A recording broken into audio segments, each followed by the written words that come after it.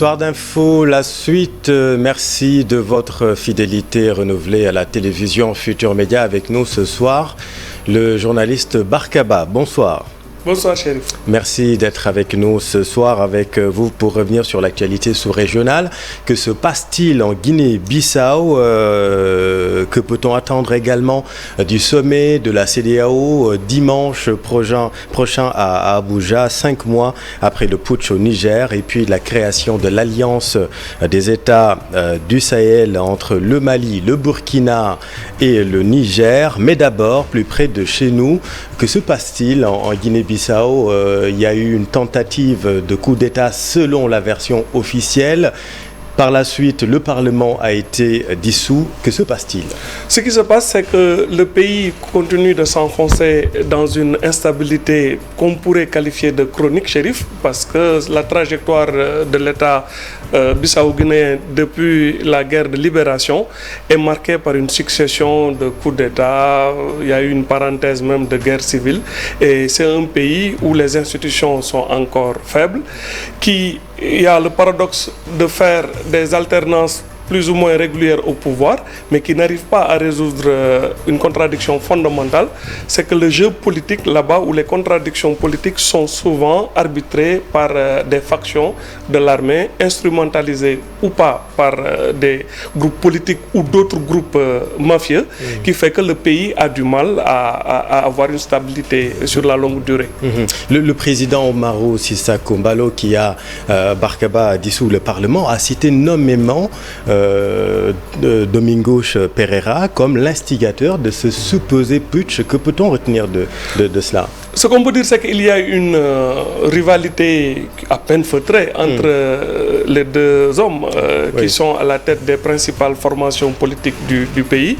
Domingos Simões Pereira lui-même a été un ancien Premier ministre, donc très en vue, et c'est le patron du PAIGC, parti historique qui a conduit le pays à la guerre de libération. Battu au second tour en 2020. Battu au second tour, mais qui est un peu revenu en force. Absolument. À la faveur des dernières législatives, où c'est plutôt le président Sissoco Embaló qui a été battu largement. Absolument. Ce qui a permis au PAIGC, à ses alliés, autour d'une coalition, et avec le soutien du troisième parti le plus représentatif, le PRS, de pouvoir former un gouvernement, ce qui est conforme à ce que prône la constitution bissau-guinéenne. Absolument. Mais le gros problème avec cette constitution et avec la trajectoire particulière du pays que j'évoquais tout à l'heure, c'est que le pays n'est pas encore suffisamment mature pour pouvoir gérer une cohabitation.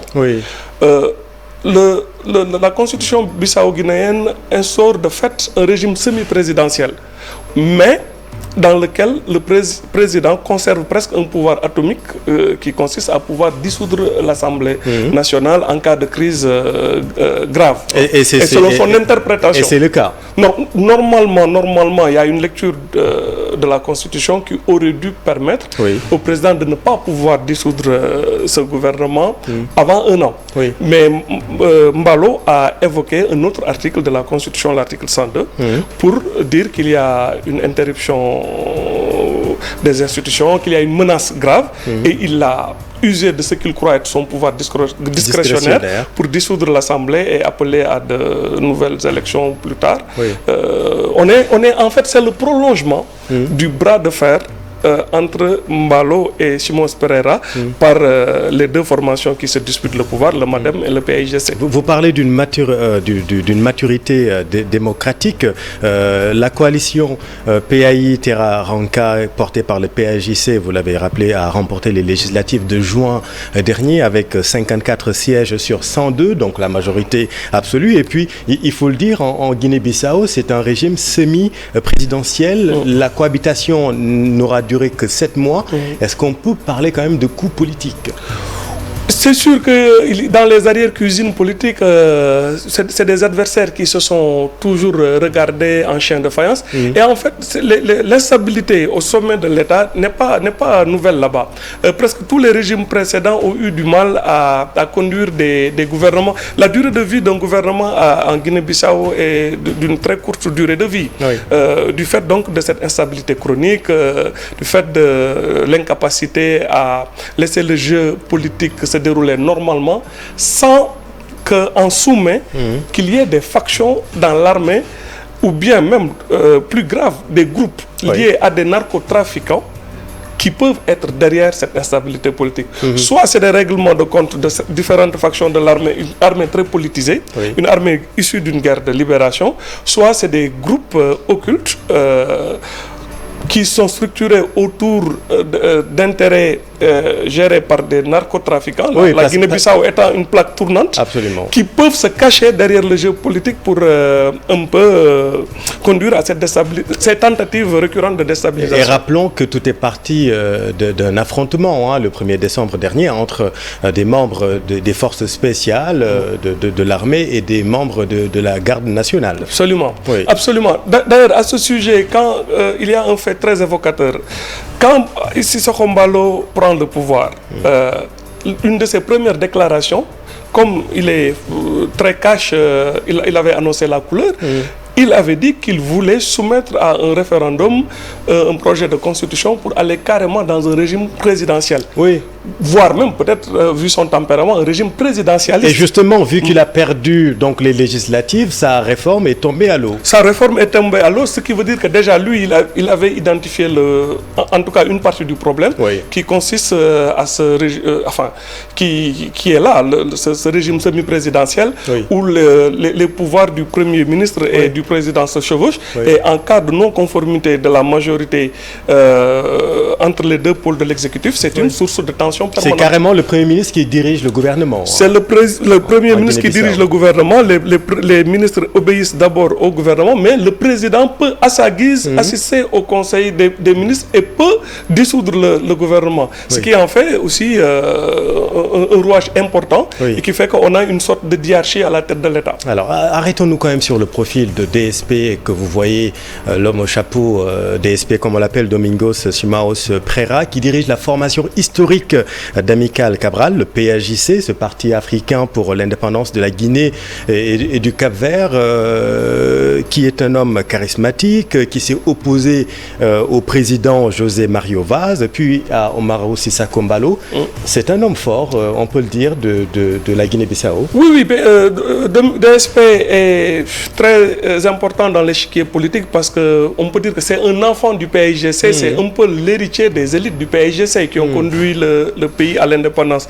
Il est très proche de certains milieux au Portugal et il commence à devenir un des hommes politiques les plus capés de la Guinée-Bissau. Il n'est pas très âgé, mais il a déjà été ancien Premier ministre et actuellement c'est celui qui tient peut-être même d'une main de fer le PAJC et c'est un peu sous son leadership que justement des gens comme Mbalo qu'on a oublié, on a oublié que les Mbalo ont fait partie du PAJC, le clan des Mbalo, qui n'était pas très d'accord avec le leadership du clan DSP et de ses proches, qui les a conduits à une dissidence pour créer le MADEM structuré autour d'une autre figure politique qui s'appelle Ibrahima Kamara. Donc en fait, c'est les gens d'une même génération, issus d'une même matrice historique, et idéologique et politique, qui sont en train de par guerre interposée, de se disputer le pouvoir. En dernier ressort, c'est une lutte de pouvoir entre deux jeunes loups, tous les deux très ambitieux et presque prêts à tout, qui vont se donner des coups et qui ne se feront pas de cadeaux. La Guinée-Bissau qui a connu 4 coups d'État et une dizaine de tentatives depuis l'indépendance du pays en 1974. 1974, Barkaba, date à laquelle le Niger a signalé, a connu son premier coup d'État, on peut le dire aussi, sous le commandement du colonel Seyni Kounché. Le pays a connu 5 coups d'État en moins de 50 ans. Le dernier opéré le 26 juillet dernier. Peut-on parler de résignation, Barka, de la communauté internationale après les sanctions et menaces? Oui, la communauté internationale a été un peu prise au dépourvu par ce coup d'État. On a vu qu'aux premières heures, la France a tenté un bras de fer qui a parfois même pris des allures cocasses avec le refus de la France de rappeler son ambassadeur, Oui. etc. On a connu ces Cet différentes épisode, péripéties. oui. Et ce qui est aussi un ratage énorme des renseignements français. Peut-être que s'il y a un pays où la France, où la DGSE, les services français devaient avoir, ouvrir l'œil et le bon, c'est justement le Niger pour son intérêt géostratégique évident, où ils ont une base de forces spéciales, où les Américains disposent d'une base de drones et aussi de forces spéciales, mais pourtant, ils n'ont pas su ou pu empêcher le coup d'État contre le président Bazoum. Oui. Maintenant, ce qu'on voit, c'est que le prétexte qui a été brandi par le général Tchiani pour renverser le pouvoir, c'était une dégradation de la situation sécuritaire. Mais on se rend compte, depuis qu'il est arrivé au pouvoir, qu'on n'a pas l'impression que le coup d'État a été en train de se renverser. Au contraire, il ne se passe presque pas une semaine ou un mois où on n'entend pas des embuscades contre les forces armées nigériennes. Oui. Et on a l'impression que voilà, le prétexte pour faire le coup d'État n'a pas empêché une dégradation, non seulement de la situation sécuritaire, mais surtout actuellement à Niamey, il commence à y avoir même des pénuries de médicaments, il commence à y avoir une inflation. Donc les sanctions adoptées par la CEDEAO commencent à se faire ressentir très durement par les populations. Et la Cour de justice de la CEDEAO a rejeté aujourd'hui même, Barka, des requêtes de Niamey contre ces sanctions. Et tout cela, rappelons-le, qu'il y a un président quand même qui est emprisonné dans son palais depuis 5 mois maintenant. Un président impuissant qui est empêché par les militaires d'exercer le pouvoir. Et on voit Bazoum, et on voit que de plus en plus, même ces amis au sein de la CEDEAO qui voulaient lui venir en aide, qui avaient adopté une posture très ferme, une ligne dure contre les putschistes, commencent à lâcher du lest. Et il est évident que le président Bazoum est en train d'être sacrifié sur l'autel de l'impuissance et aussi d'autres intérêts, surtout de la part des Américains qui commencent à collaborer avec la junte, malgré au début la posture un peu distancée qu'ils avaient avec cette junte. Les Américains qui, dès le début, on ne peut pas parler de clair-obscur, mais étaient un peu plus nuancés, on peut le dire comme ça, que la France. Beaucoup plus nuancés que les Français, beaucoup plus proches de leurs intérêts, parce que voilà, ils ne peuvent pas se permettre de perdre leur base à Agadez qui leur permet d'avoir leurs grandes oreilles et un œil sur tout le Sahel. Ils ont manœuvré un peu plus subtilement que les Français, qui traînent le péché du poids historique de la colonisation et qui sont devenus des boucs émissaires et même des épouvantails très faciles à agiter contre la foule à Niamey. Alors, la CEDEAO tient son sommet ordinaire dimanche, donc 10 décembre à Abuja, énième sommet. On va forcément parler de cette situation à Niamey. Que peut-on attendre de ce sommet, Barka ? À mon avis, pas grand-chose, parce que je pense que le péché originel de la CEDEAO par rapport à la crise nigérienne, c'est une précipitation du président nouvellement élu Bola Tinubu, qui a commis peut-être une erreur de management et de stratégie en annonçant tout de suite l'intervention militaire alors que les conditions n'étaient pas réunies et qui l'a même conduit lui à revoir ses cartes parce qu'il y a une pression interne au Nigeria des populations proches de la frontière du Niger qui lui ont dit tout de suite stop. Et en plus, le nombre de pays capables de fournir réellement des bataillons efficaces, expérimentés qui peuvent faire le coup de feu à Niamey, ça ne fait pas légion. Donc à partir de ce moment, je pense que la CEDEAO pourra continuer à appliquer de manière graduée peut-être des sanctions économiques, mais en dehors de ça, je n'ai pas l'impression que ça soit suffisamment dissuasif pour la junte pour lâcher du lest. Et même ces autres pays de la CEDEAO ont des urgences au niveau interne. Sur ces entrefaites, Barka, le Niger, le Mali et le Burkina ont créé l'Alliance des États du Sahel. C'est un peu une fronde, on peut le dire, au sein de la CEDEAO. Non, c'est une fronde et c'est une menace presque de sécession vis-à-vis de la CEDEAO, si l'on peut dire. Bon, une alliance de putschistes, de gens peut-être qui n'ont pas suffisamment de légitimité politique pour incarner ça, ça peut être assez sexy sur le papier de dire que voilà, on se coupe de la CEDEAO qui est très impopulaire dans certaines franges de l'opinion publique africaine, mais quand on regarde la réalité en face, vous avez le Niger, le Burkina, et le Mali font partie quand même des pays les moins avancés du monde. Et c'est des pays qui ont de gros problèmes pour constituer, d'ailleurs, pour ce qui concerne l'approvisionnement, la logistique de leur propre armée. Bon, comment ils vont pouvoir se fédérer, surtout dans une zone qui est une zone très critique dans le Sahel, le Liptako-Gourma, où ils ont les 3 frontières qui se rejoignent, et où sévissent les groupes... Fameuse frontière la très fameuse compliquée. Frontière, ils ne sont jamais parvenus à venir à bout des groupes djihadistes qui sévissent dans cette région. Cette alliance, elle est peut-être comme ça, elle peut être séduisante sur le papier, au nom de la souveraineté, de la fierté des Africains. Les actions sont quand même coordonnées.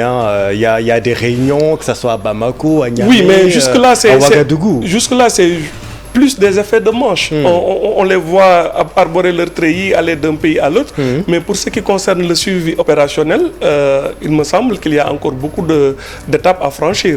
Parce qu'à l'interne, ces pays-là, comme je dis, sont confrontés... Au Mali, par exemple, que vous connaissez bien, est-ce qu'il y a ce changement-là depuis la prise, depuis l'avènement des putschistes? Il y a une volonté nette de le faire et le Mali sert presque maintenant de modèle aux autres putschistes. Le Mali est revigoré dernièrement par la prise de Kidal qui a redonné un semblant de légitimité au régime du président de transition. C'est un fait d'armes important. C'est un fait d'armes très important. Ça a redonné un peu de baume au cœur aux Maliens, a redonné un peu de morale à l'armée malienne qui était durement éprouvée. Mais sur le long terme, entre prendre Kidal, pouvoir y rester dans la durée et sécuriser un pays qui est immense et qui est en dehors de la rébellion Touareg, il y a les poches djihadistes au centre et un peu partout dans le pays. À mon avis, c'est un vaste défi. Ces 3 pays, donc le Mali, le Burkina et le Niger, qui se démarquent de plus en plus aussi de la France. Dans un communiqué conjoint, Bamako et Niamey ont dénoncé l'accord d'exonération fiscale. C'est pour ça que je parlais d'action coordonnée, donc dénoncer l'accord d'exonération fiscale avec la France, comme l'a déjà annoncé le Burkina. Ça peut mener où cette alliance, selon vous? Je parlais tout à l'heure de la politique du bouc émissaire. La France, par son passé, par sa politique qui est très contestable à bien des égards, sert de punching ball à ces régimes. Et ça leur permet de pouvoir masquer peut-être certains échecs et certaines carences pour donner du grain à moudre à toute cette jeunesse qui en veut terriblement à la France, parfois un peu de manière hystérique. Mais épuiser cette dividende, ce capital anti-français qu'on peut brandir à tort parfois ou à raison, il me semble que la France ne pourra pas toujours continuer à être le réceptacle de toutes les frustrations. Aujourd'hui à Bamako, il y a des coupures de courant qui peuvent prendre dans certains quartiers 13 heures par jour. On ne pourra pas 13 heures par jour et parfois plus dans certains quartiers. Le régime aura beau pouvoir brandir sa souveraineté, s'il n'arrive pas à régler des problèmes urgents comme cela, à lutter contre l'inflation, la France ne pourra pas toujours continuer un bouc émissaire sur qui on peut déverser tous les maux. Voilà. La France n'est pas responsable de tout au Sahel. Je ne le pense pas. Elle a été responsable de bien des dysfonctionnements. On peut lui en vouloir sur plein d'aspects, mais se cacher toujours derrière la France pour masquer les carences de nos propres dirigeants, il me semble que c'est une politique un peu trop facile. Un peu trop facile. On va parler du Sénégal. Barkaba, le rapport de notation de la plateforme de Civicus Monitor place le Sénégal parmi les pays qui ont déclassé, on peut le dire comme ça. Il y a un recul des libertés d'expression, de réunion. Est-ce que cette notation est plausible selon vous? Oui, bon, une notation c'est toujours un point de vue et ça dépend de où on place le curseur. Ce qui est sûr, c'est que le gouvernement sénégalais doit en tenir compte. Le Sénégal a habitué la communauté internationale à être un pays pionnier en matière de liberté de la presse, en matière de liberté d'expression. Et c'est une critique, à mon avis, qu'il faut prendre avec beaucoup de sérieux. Et le gouvernement, les autorités sont interpellées pour que le pays satisfasse aux meilleurs critères de démocratie. C'est ça qui est la trajectoire normale de notre pays. Et effectivement, on a pu noter des faiblesses ou même des abus portés contre soit la liberté de la presse, soit de la liberté d'expression de par le passé. Je pense que le gouvernement peut amener des correctifs à certains dysfonctionnements. C'est ça qui est la trajectoire normale ou qu'on souhaite pour le pays. Merci beaucoup, Barkaba. La crise en Guinée-Bissau, la dissolution du Parlement suite à une tentative supposée de coup d'État, ça ne vous rappelle pas un pays en Afrique de l'Ouest en 1962 ? Oui. Oui, Chérif. C'est l'histoire qui bégaye. C'est l'histoire peut-être qui est en train de bégayer. Merci beaucoup, Barkaba. Merci. Merci à vous, chers téléspectateurs. Restez avec nous. Vous êtes au bon endroit. Bonne soirée.